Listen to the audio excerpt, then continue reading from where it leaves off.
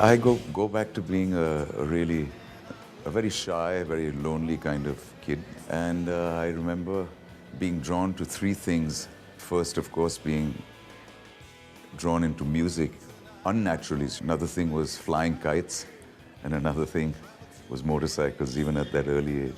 I had it in my mind that one day I would be a musician, even at that early age. I remember consciously, trying to sing songs that had really moved me, I mean, songs by greats like Ray Charles and Nat King Cole and stuff. Even our neighbors knew me as a kind of singer. They'd call me Pocket Caruso. And I had this strange fascination for music, and I used to hear all these albums that my father would bring. We had a great collection of LPs from my father's collection, my mother's collection, later on my eldest brother, who started playing piano as well. So I was privy to a lot of great material on records, and that served as a solid background for me, because first instrument I ever took up was, I think like all good Parsi boys, the violin, which didn't work out. Then I got obsessed by the trumpet, so my dad bought me a trumpet. Words clean out of my mind. This kind of peace of mind is really hard to find. Now I know that the best things in life are for free. Later on, maybe in my very, very early teens, that I started thinking of singing very seriously. It was like a kind of call, a very natural kind of calling. And I did take 5 years of Western classical training. To be a little technical, I'm actually a bass baritone, but I had this very wide range. That's all the way from being a bass baritone right up to being singing in the tenor range. I did play in a band when I was 12 years old, but I used to play guitar, and I was too shy to sing. Fast forward to college years, I went to St. Xavier's College in Bombay, graduated in economics and politics. And then eventually I went off to the States, where I think it all began for me, singing in showcase theaters, nightclubs. And how it worked in those days was you had to stand in line and kind of draw a kind of number, and according to the number, they'd give you the time to come on and perform. And if the public liked you, they'd call you back. The idea being that you had to be discovered, One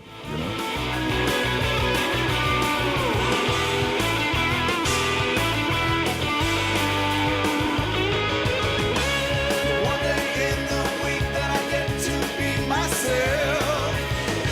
Throw up pretenses that make me feel like I'm somebody else. It was a really tough thing for a guy to do who had just like shifted out of Bombay and gone to New York, But that, I think, in those couple of sessions that I did, I probably picked up years of experience just in those, just in those few weeks or months or whatever. Stayed in New York for many years, where I used to sing fairly regularly, and I must say to a great response. First of all, when I'd get on stage, judging by my accent, I'd be asked, "Where are you from?" And I'd say India, and they'd automatically take it for granted that I play sitar or flute or whatever, and they'd ask me, "What do you do, guys?" And I'd say, I sing. "What do you sing?" And I'd say, "Georgia on My Mind," which is still one of my favorite songs. It's the song made famous by Ray Charles, my guru. And I think they'd really, really genuinely get shocked, because their concept of India in those days was something completely different. Fast forward again, I did this demo with very, very high-powered musicians, people who had played with the blood, sweat, and tears. It was an amazing experience.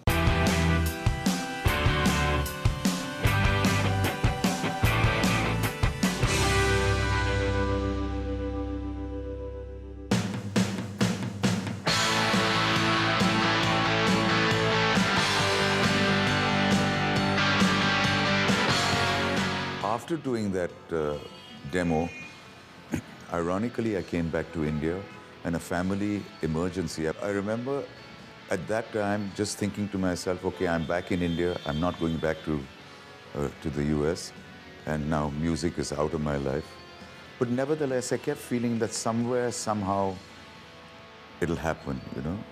It was literally at a friend's show that I was sitting in the audience, and all the boys, the musicians who were doing the show, forced me to come up and sing one song after the interval. And I remember just going and singing, banging out this one song, and the whole theater erupted, you know. It was like, it was really like a miracle had taken place for me, you know.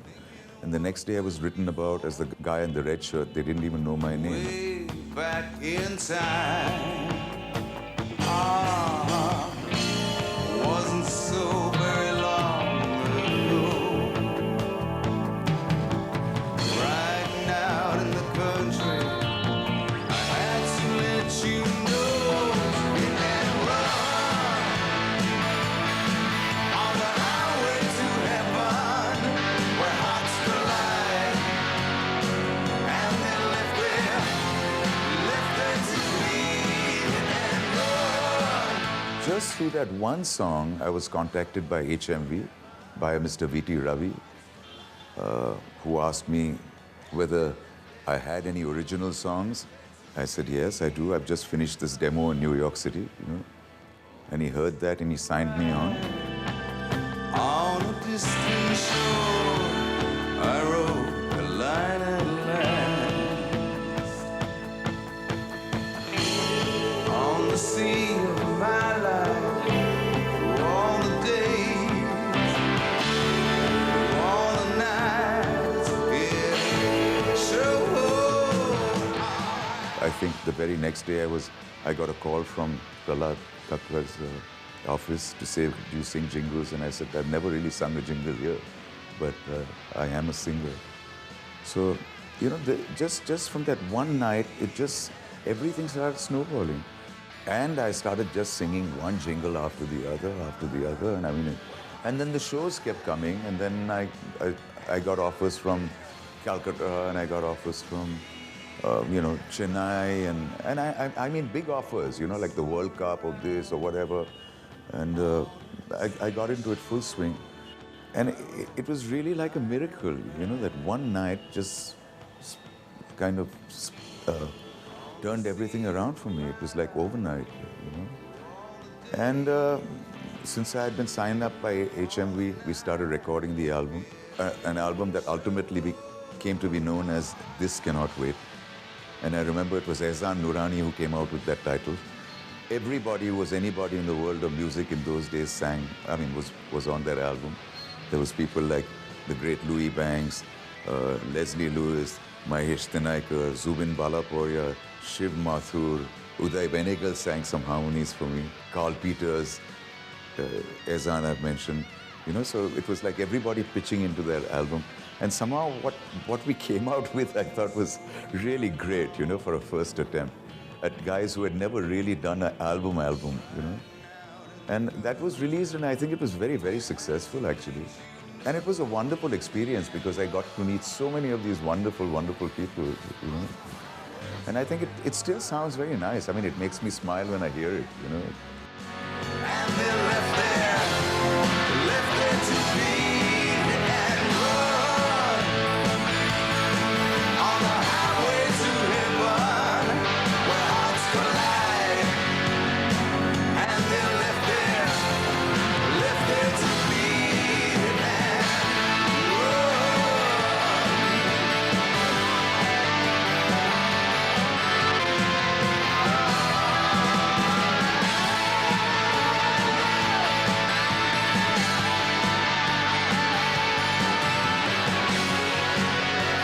Soon after, I spoke to HMV about doing a jazz album, yeah, because a lot of my roots are also, you know, a lot of my influences are from people like Sinatra and, you know, all the jazz greats, yeah. Ray Charles, Nat King Cole, you know. And they gave me a budget, so Louis Banks and I, having similar backgrounds as far as jazz standards are concerned, we said we'd do this album, and we came out with this album called High Standards, which was also actually very, very successful.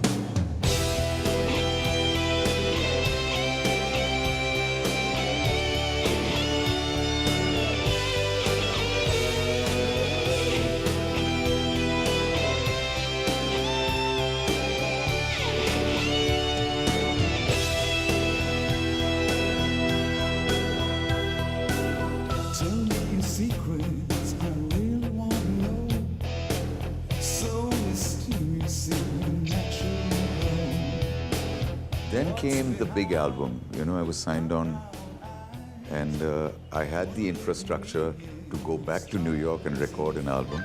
I did take the opportunity and I went to New York. And I got really lucky because this little demo that I had done, where I had played bass, I had done the vocals, I had played lead guitar, I had programmed drums, I had done everything, and made this demo of 14 songs. That really served me well because it was eventually heard by a very famous producer called Chris Bertolotti. I mean, I thought he was a pure genius. You know? And my Indian friend Suresh Shotham, who's a great guitar player from an old classic band called Human Bondage.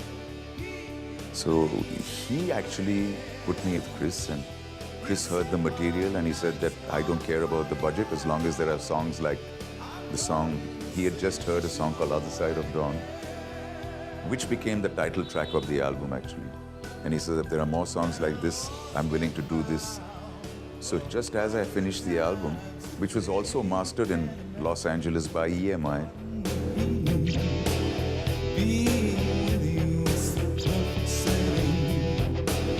living in places so very natural. My own emotions are on edge. I know you need your freedom and you want your breathing space. I know just one night pressure. The intentions I have are so intense. coincidentally, MTV had come into India and HMV decided to do this video, which we did. And the song that we chose was a song called Nights on Fire. And that, even if I say so myself, became a huge hit, you know. And then from that same album, we did 3 other videos. We did a video of the song called Other Side of Dawn. We did a song called Riding. And we did a song called Silence of the Night. Of course, by then, I was doing shows all over the country and singing all the jingles. I mean, it was amazing. It was like a roller coaster, you know.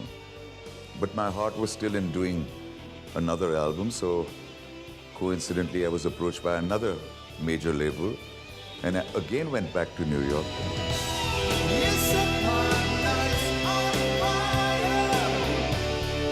Heat blazing red.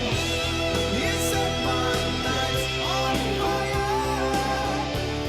I'm fucking sensual. You set my nights on fire. Heat blazing red. You set my nights on fire. I'm burning to set you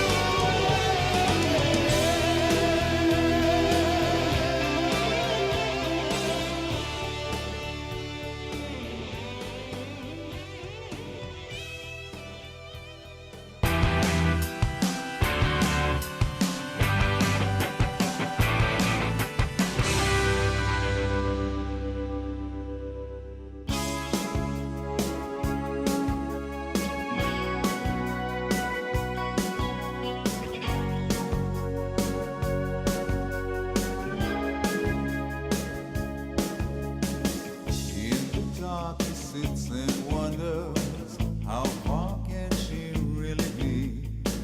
In the night he hears her calling, it's the sound of liberty. Though she's gone, she's out there somewhere.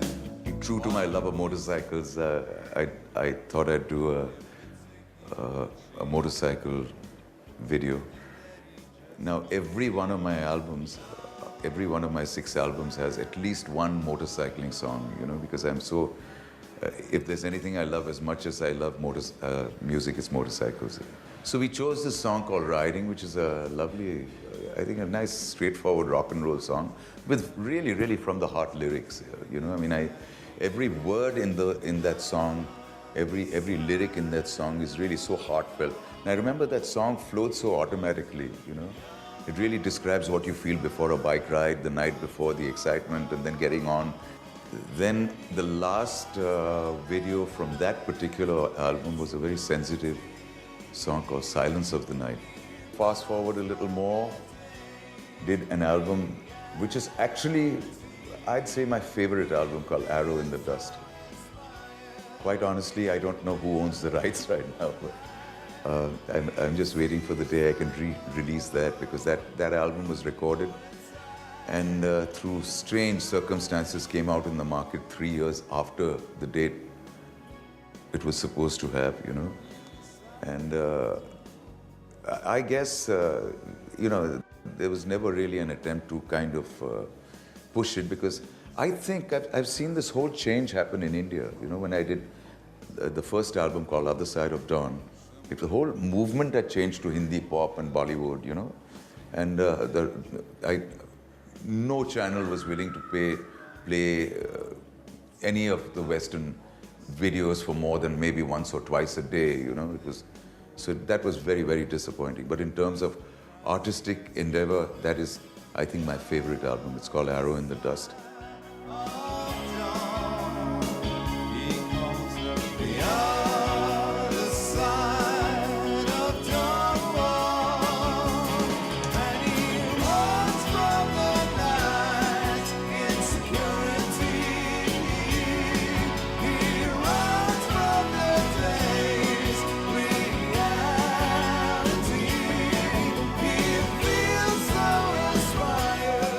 After that, I came out with an album which we call Unbelong. That was recorded here, produced very well, I'd say, by a very well-known guitar player and member of a very well-known band called Indiscreet. The guy I'm talking about is Mahesh Tinaikar, exceedingly talented musician, and I think he did a spectacular job. And I think between him and me, we got out a really, really nice album. You know, there are some great tracks on Unbelong. I think there are 12 songs. Unfortunately, what happens in India is you can bring out 12 songs, but all 12 songs are never going to get aired as such, if you know what I mean, because we don't have radio stations, we don't have television channels that will even play videos as such, except for maybe one channel which might play it, say, once or twice a day if you're lucky, you know. But I like Unbelong a lot. I thought it was a great album. Now, if you ask me whether I want to do an album, I would like to, but I'd want to be guaranteed that it's going to get a lot of airing, and, you know, because I don't think it's really fair that the artist puts so much love, so much attention, so much passion, so much obsession into an album, and at the end of which there's no avenue, you know. I mean, I find it quite wrong. I wish I could start up a radio station for our Indian artists, and maybe even a record label where you can feature just great Indian talent, of which there's so much. But I'm not ruling out the possibilities of another album. You know, songwriting comes quite easily to me, and quite honestly, what is scary is I've come to a point where a good idea comes to my head and I kind of just shelve it, you know, because I feel, what's the point? You know, why get involved again? And, you know, and I'm kind of now happy enough just doing shows, and because now it's come to a point where people know what to expect in a Gary Lawyer show, and, you know, it's always so much fun, it's always so much goodwill.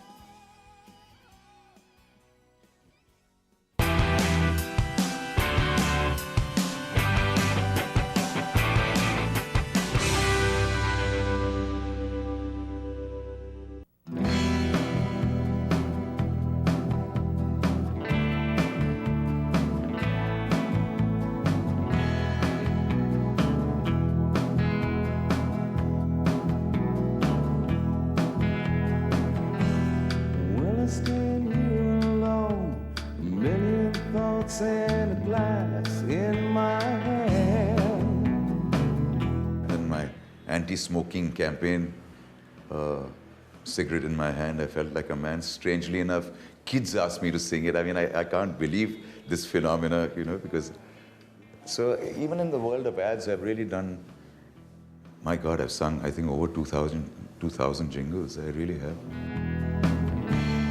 Maybe I've just had too much of life tonight. iRock, yeah, sure. I mean, we, you know, we kind of... I wouldn't say I did start iRock, but I think, and even Farhad will admit that I was, you know, Farhad always says so-and-so got their break, pardon me, so-and-so got their break from doing iRock, etc. And he himself has told me, he says, no, Gary, I can't say that I got a break. I mean, you got a break from doing iRock. It was like iRock got a bit of a break from having you. Soft and supple and sensuality.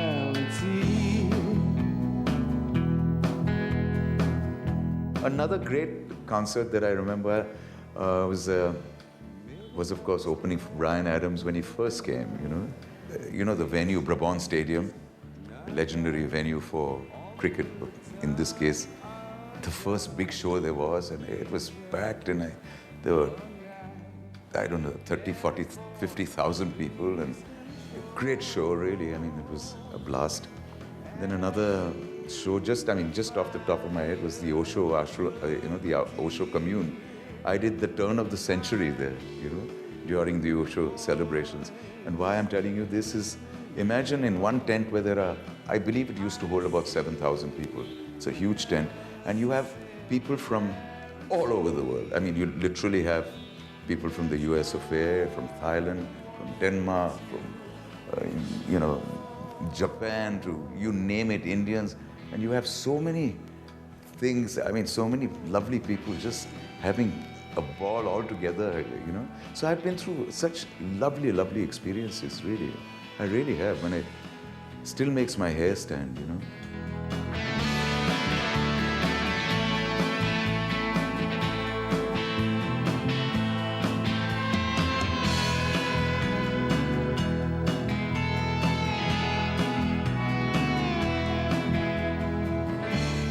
Maybe I've just had enough for just one night.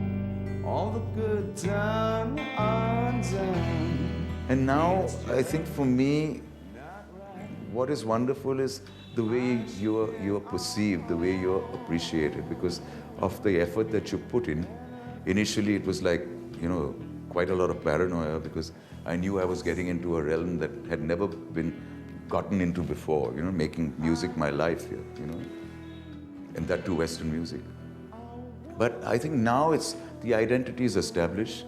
I think, pardon my saying this, people know who Gary is, you know. People know what Gary stands for, what he wants to do, what he does, you know. And they also appreciate that at any given show, it's everything from jazz to rock and roll to rock to, you know, originals to everything. And in that light, I have to say that I think I'm a singer before a songwriter, you know.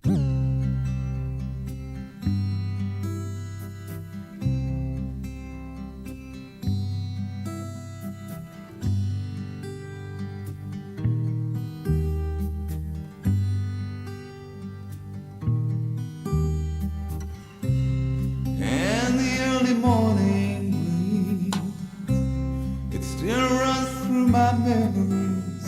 I see.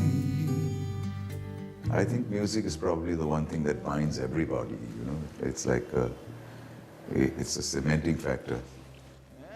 And a big concert is really it's a huge emotional event as such, I think. So I've done literally everything from little nightclubs to high-flown corporate events to rock concerts to jazz concerts, you know, to jazz shows to jazz clubs to rock clubs to... And somehow all this happens very automatically. I guess it's all in the background because I grew up with every kind of music, you know. I was exposed to Western classical very, very early on. I developed my taste for opera and jazz standards and instrumentation, and particularly vocals and everything, because of the kind of material I had in the house. The record collection we had was phenomenal. I mean, I remember my father every Wednesday would go and pick up the latest release. And then once I was in school, I was exposed to rock and roll. And I literally saw the birth of Elvis Presley, so to speak, and I saw people's lives, I mean, their whole, the change in dress, the change in attitude. The world became that much more casual, from suits it became like longer hair and long sideburns and puffs, and I've seen that as a child, really. And then I was exposed to rock and roll, and then of course the Beatles and the Rolling Stones and the Doors. Jim Morrison is my hero, Queen, Freddie Mercury, another genius of a talent. I mean, all these guys, the whole British invasion, as it were, the Who, Led Zeppelin.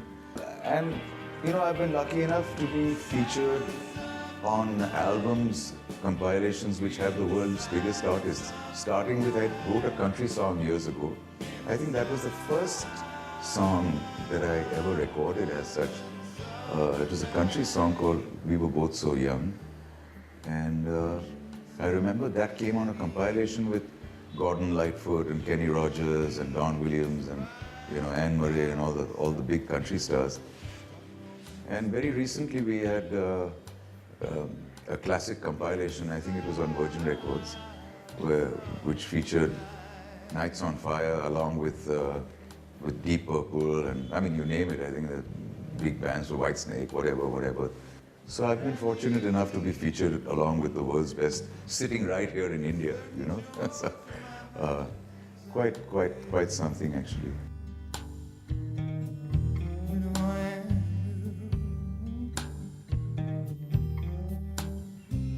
And through all the earthly sounds, slowly rising and coming down, and with you,